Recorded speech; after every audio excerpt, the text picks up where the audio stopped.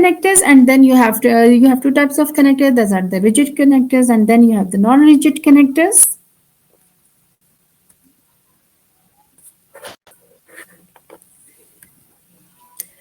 So rigid connectors, what do you mean by rigid connectors? They can be made in metal.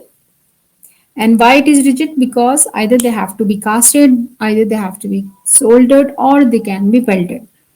So these are three terms. Casting means you have to shape it in wax and then cast it. Soldering means that you have the casted different parts and you were joined with the help of some solder, and solder is the intermediate metal alloy. Or you can join the two parts with the help of either the heat or the pressure, then that is called as a welding procedure. Cast connectors are shaped in wax as part of the multi-unit wax pattern, and you can do it one piece casting as well. And if you are doing it in one piece, that means you have three FPD, which consists of three units, and you have made a wax up and you are doing the casting there, and that is in only one piece. This is your one piece casting, and advantage is it is convenient, it minimizes the number of steps in lab fabrication, and disadvantages, there is a liability to distortion during the wax pattern removal from the cast, and it is restricted mostly to the simple restoration, so there will be no distortions in the removal wax pattern as well in the casting. Then you can weld the connectors. How can you weld the connectors? Mean you can join two or more metal pieces without a filler metal by applying heat, pressure, or both. So what you will do, you have wax up, not in the three, either in the three parts or in the two parts, and then you have to you cast it there, and then later on, once you have cast it, you will weld it with the help of either the heat or pressure. Welding can be done close to ceramic or resin veneers without causing damage to these materials. As only a small amount of heat is generated, the parts can be handheld during the welding procedure. So you have two parts, you have applied the ceramic, you take the all the measurements you have taken, you put the metal try in there, ceramic try in there, final try you have done, it is good, then you will just weld it with the help of the welding machine, and it is a handheld procedure. Then you have soldered connectors, which is our topic. The metal joining process that involves the flow or a filler metal between the two or more metal components. Intermediate metal melting temperature should be lower than the metal of the parent metal. This means that you have made the wax up, then you cast it. Now either it is two parts or maybe it is three parts. You have done the metal trial, and after that you want to solder there. Now the solder, there must be some other material that has to be flow in these two parts so that it will be soldered there. That is soldered connectors. The connectors will be soldered with the help of third metal, which melting temperature is lower than the parent metal, so that when they fuse, it will not melt the original metal part which you have casted. What is the uses? Joining components of the fixed partial denture, which is long span. You can build up the proximal contacts if it is short, and also you can repair casting voids or the break and joints also. And what are the requirements of the solder alloy? It has a lower fusion temperature than parent alloy, so that it will fuse at a much less temperature. Otherwise, if it has the same temperature as the parent alloy, all the things will be melted together. They have high tarnish and corrosion resistance as compared to the parent alloy. They should have non-pitting. They should have high strength. They should be color matched, so that it will not look like there's something else you have placed in between, and it should be flow freely during the soldering procedure. So if it is low fineness gold solder, it should be more fluid and used for joining castings. And if you are using the high fineness, it is less freely flowable, and it are used to make only the contact points if it is shorter in your trions. When you are doing the soldering, there's one term that is called as a flux. What is meant by flux? That it is applied on the metal surface to remove oxides and prevent deformation. When the oxide is not there, the solder will then free to wet on the metal surface and spread to the clean metal surfaces, and then you will able to join. Then the solder will be used there. You can, for the gold alloys, you are using the borax flask because of its affinity to copper oxides. And if you have some metal alloys, then you have to use a fluoride fluxes, which is dissolved stable oxide of chromium, cobalt, and nickel. Uh, Now, if you are using the flux and with the help of the flux, the solder will able to flow between the metals and it will join the, it will make the joint there. But how much flux we have to apply? If it apply all the surfaces will get joined there. So you have to use anti-flux to limit the spread of the flux material so that only the area which you want to join will be flux. Other than area, you have to put some anti-flux material. So that, yes, you want anything? Is there anything? Anyone is? Are you listening to me? Any? Is there any problem, girls? Are you listening to me?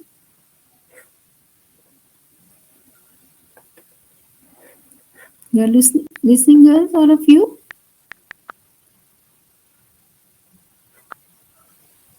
Girls, are you listening to me? Yes, okay.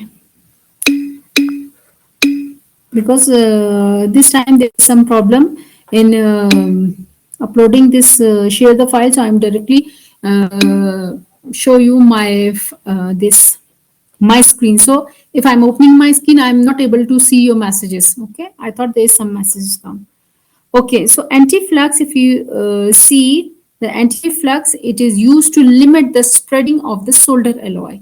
It is placed on the casting before flux application so that this flux will be limited in the area where you want the solder only. And this anti-flux may be graphite, maybe iron oxide. You can use any one of this. Then soldering can be pre-ceramic, soldering can be post-ceramic. Pre-ceramic means you made the impression, you have sent the impression to the lab, they make the metal tine and you are doing the metal tine. At the metal tine, you can join the solder there. Or you have done the metal tine, you send it again to the lab, they will put the ceramic there. If it is metal ceramic, they put the ceramic, and after you done the tine with the ceramic also, ceramic plus material, then you can solder also. That is post ceramic soldering. So pre-ceramic soldering, metal framework is attached using high fusing solder before the application of the porcelain.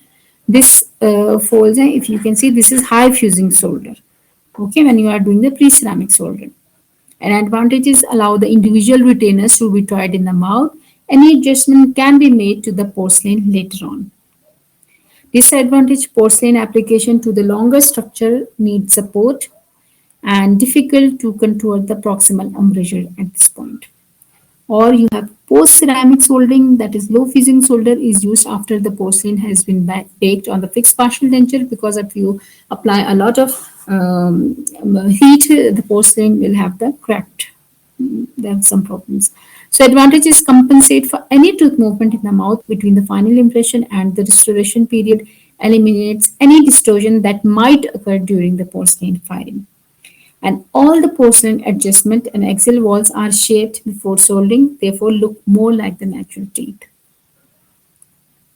Now the most important thing, what is the soldering technique? It is very simple, but just you have to know the idea, what is the basic idea and how you can make the index and all these things. That is very important. If you see here, soldering technique, if you see, you final shaped wax connectors are sectioned with thin ribbon saw to make surfaces flat, parallel, and control distance apart. If you see here, they make the final contour of wax pattern. Then they will cut here with the ribbon saw that is very thin and make it flat and parallel. If you see here, flat and parallel here or here, whatever you see here, they're just a very simple thing. They made it flat and parallel and control distance apart. First, this wax pattern, then you cut it. Then if you see here, this is called index, then invest, then soldering. What is the index? This is, you can call it a spatula is there on which you have to index here. Index, if you know about the index, index means something you have, you are using the putty to record the impression. That impression should be used further for the reference there. So index is used basically for the reference. Now I will tell you later on the whole procedure, but just you have to one thing you should understand first, the basic of this. First of all, you have to make the index. That index you have to box this up and put the investment material there. Once you have the investment has been hardened, you remove this wax, and you can see here this is now the investment, and this soldering is now inside here.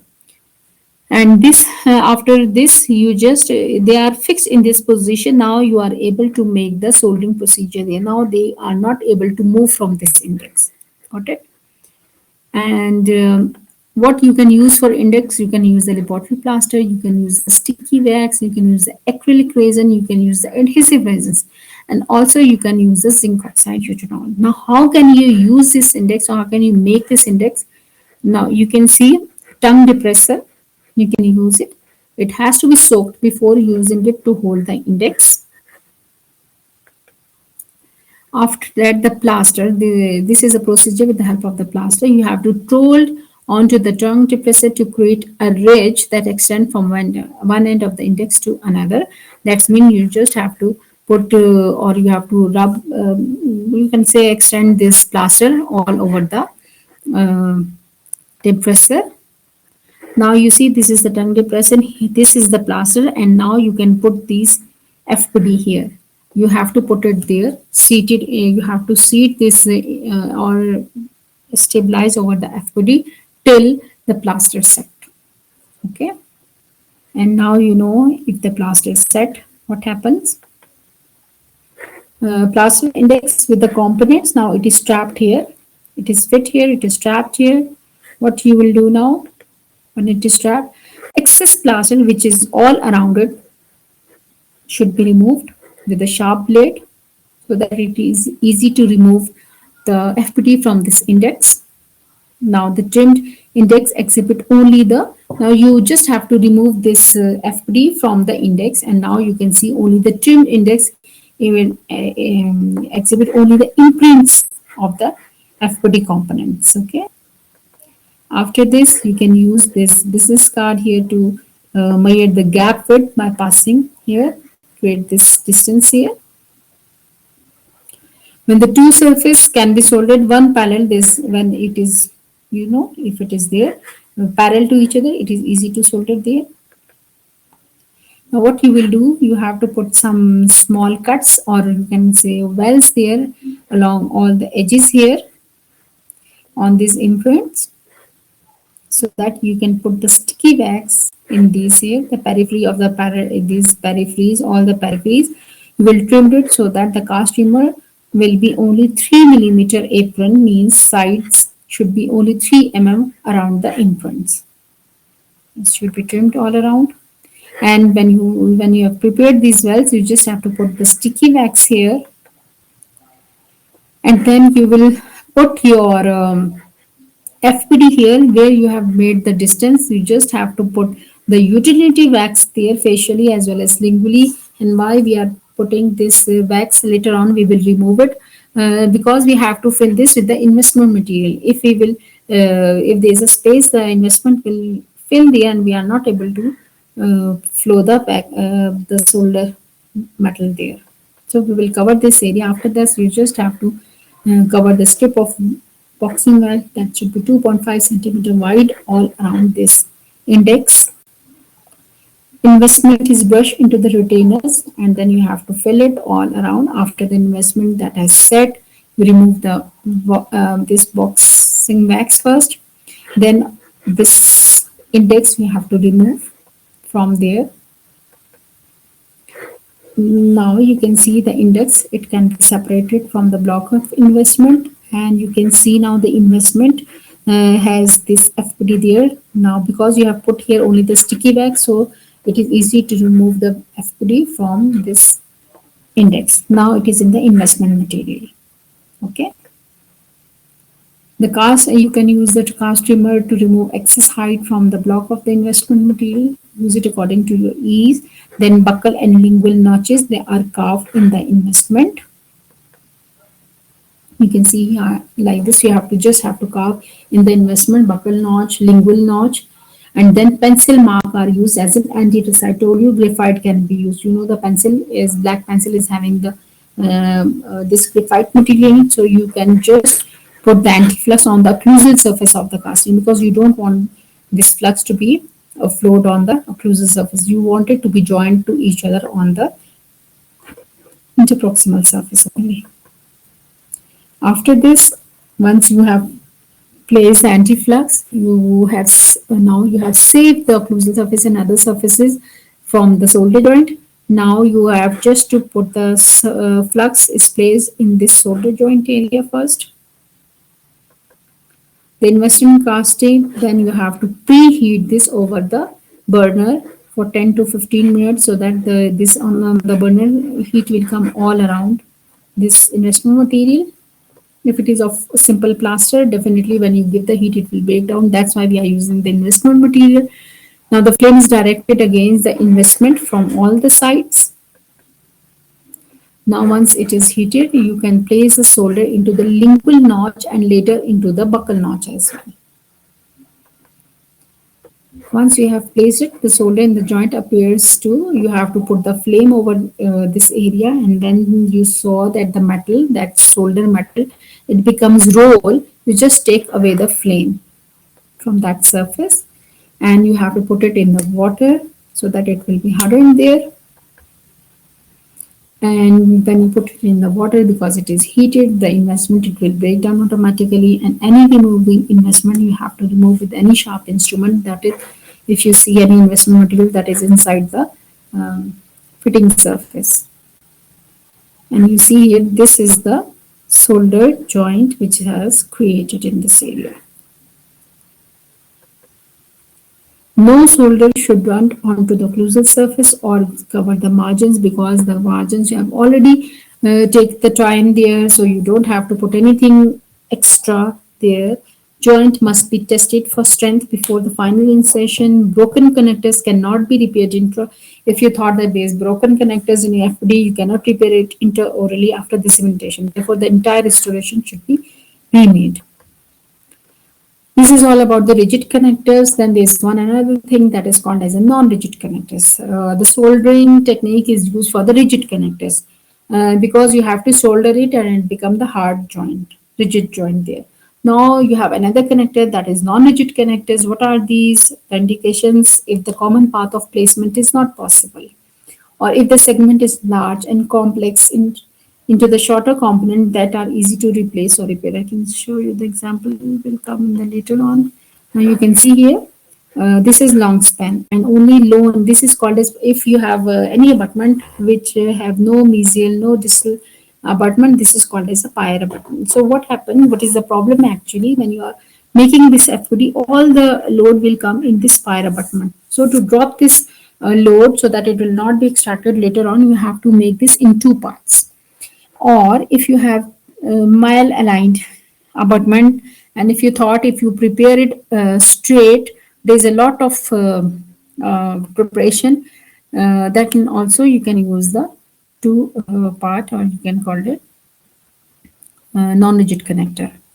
There are three types of non-rigid connector. This may be dovetail. This is called as key or keyway. You can use it. There's another type that is split pontic, that is connector inside the pontic should be there, and you have the cross pin ending. I'll show you the examples to you so that you will know it easily.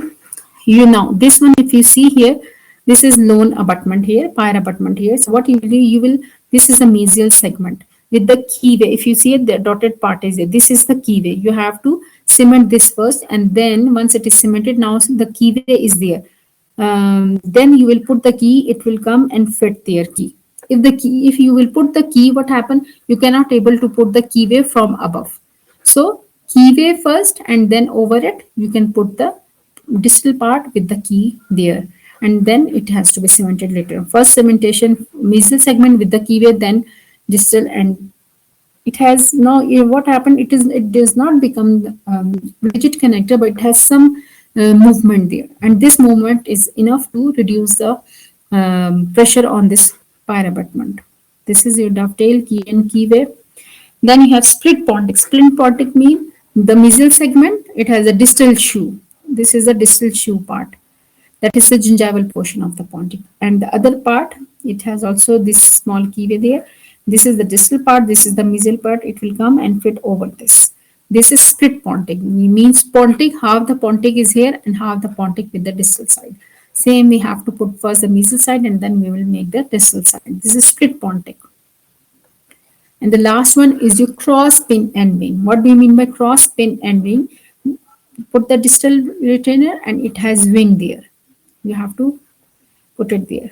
Then this is the retainer and you have this pontic, only some wing is there and the pontic hole will come with the retainer and you have to fix it. After it will come fit with each other, you have to, this is the tapered pin, you have to driven between these two parts and it will lock the this pin and wing there. This is your cross pin and wing type of connector. That's all about today's lecture.